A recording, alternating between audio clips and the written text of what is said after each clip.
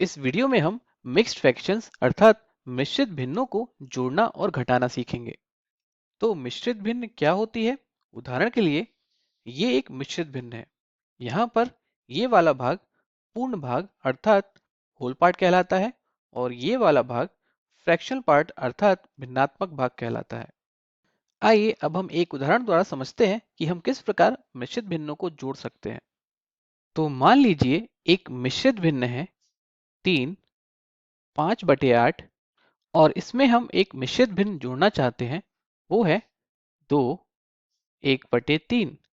तो अब हम इन दोनों मिश्रित भिन्नों को यहाँ पर किस प्रकार जोड़ेंगे?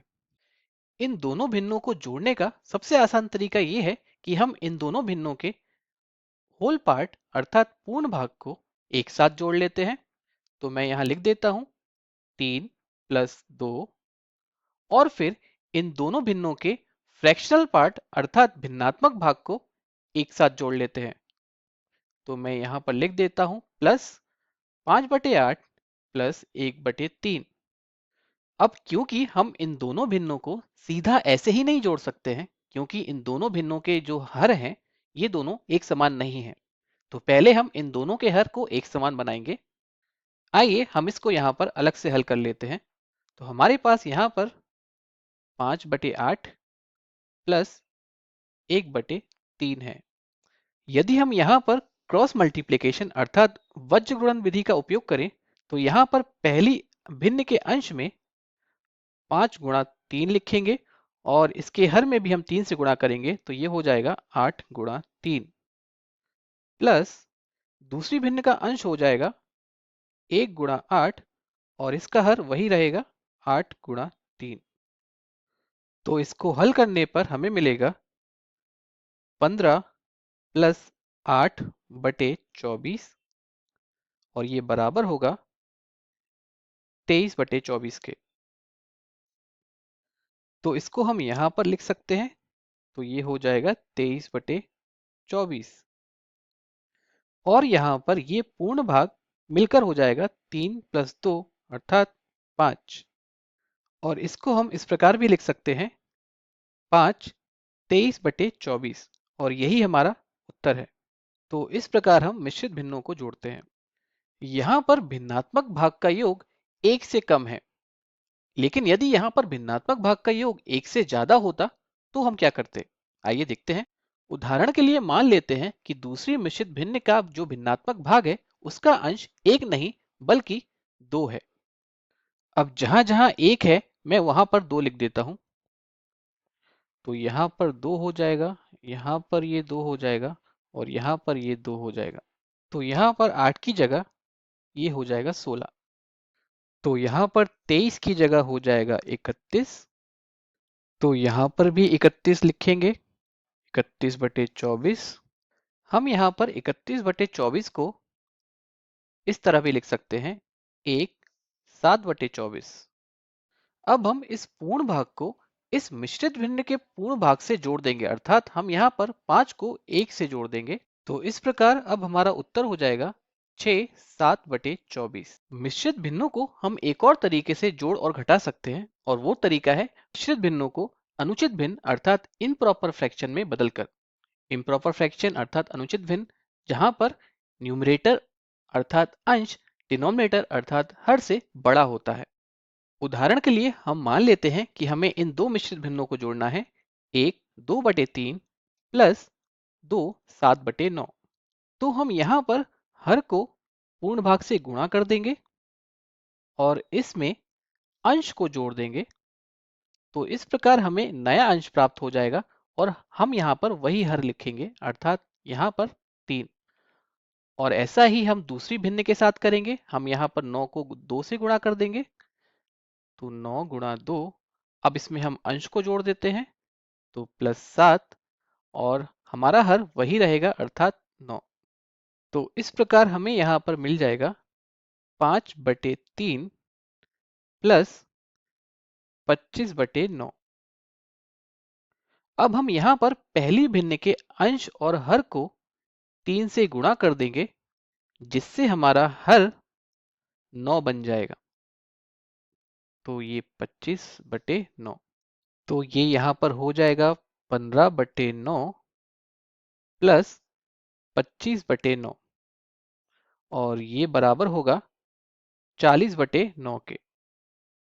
और जब हम यहाँ पर 40 को 9 से विभाजित करेंगे तो हमें पूर्ण भाग मिलेगा 4 और शेष भाग मिलेगा 4 और हमारा हर होगा 9। तो इस प्रकार हम मिश्रित भिन्नों को अनुचित भिन्नों में बदलकर भी जोड़ सकते हैं। अब आइए देखते हैं हम दो मिश्रित भिन्नों को किस प्रकार घटा सकते हैं। तो उदाहरण के लिए मान लीजिए हमारे पास मिश्रित भिन्न है 3 2/3 माइनस 1 1/2। यहाँ पर इन दो मिश्रित भिन्नों को घटाने का सबसे सुरक्षित तरीके से तात्पर्य है कि यहाँ पर गलतियों की संभावनाएं कम हो, वो है इन दोनों मिश्रित भिन्नों को अनुचित भिन्नों में बदलकर घटाना। लेकिन हम यहाँ पर इन दोनों मिश्रित भिन्नों को किसी और तरीके से घटाने का प्रयास करते हैं। तो आइए देखते हैं। तो यहाँ पर हमें सबसे पहले इन दोनों मिश्रित भिन्नों के पूर्ण भाग को देखना होगा कि बाईं तरफ के मिश्रित भिन्न का पूर्ण भाग दाईं तरफ के मिश्रित भिन्न के पूर्ण भाग से बड़ा है या नहीं। तो यहाँ पर 3 1 से बड़ा है। तो हम यहाँ पर इन दोनों पूर्ण भागों को सुरक्षित तरीके से घटा सकते हैं। अब हम यहाँ पर प्लस का चिन्ह लगाएंगे और इन भिन्नात्मक भागों को घटाएंगे। तो यहाँ पर 2/3 माइनस 1/2 लिखेंगे। अब यदि हम इसको हल करेंगे तो ये हो जाएगा 3 माइनस 1 बराबर 2। और यहाँ पर इन भिन्नों को यदि हम वज्र गुणन विधि से हल करेंगे तो हम यहाँ पर लिख सकते हैं 2 गुणा 2 माइनस 3 गुणा 1/6। इसको आगे हल करने पर हो जाएगा 2 प्लस यहाँ पर इसको हल करने पर हमें 1/6 प्राप्त होगा। और इसको हम इस प्रकार भी लिख सकते हैं 2 1/6। और यहाँ पर एक बात पर और ध्यान दें कि यहाँ 2/3 1/2 से बड़ा है और इसी कारण से हम इन दो मिश्रित भिन्नों को यहाँ पर घटा पाए। हमने यहाँ पर पूर्ण भागों को अलग घटाया और भिन्नात्मक भागों को अलग घटाया। और यदि यहाँ पर बाईं तरफ का भिन्नात्मक भाग दाईं तरफ के भिन्नात्मक भाग से छोटा होता तो वहां पर इन दोनों भिन्नों को घटाने का सबसे अच्छा तरीका होता कि हम इन दोनों मिश्रित भिन्नों को अनुचित भिन्नों में बदल लें। उदाहरण के लिए मान लीजिए हमारे पास पहली मिश्रित भिन्न है 4 1/2 और इसमें से हम दूसरी मिश्रित भिन्न को घटा रहे हैं माइनस 3 4/5। यहाँ पर 1/2 4/5 से छोटा है। यदि हम यहाँ पर ये ज्ञात करना चाहते हैं कि कौन सा भिन्नात्मक भाग बड़ा होगा तो ये बहुत आसान है।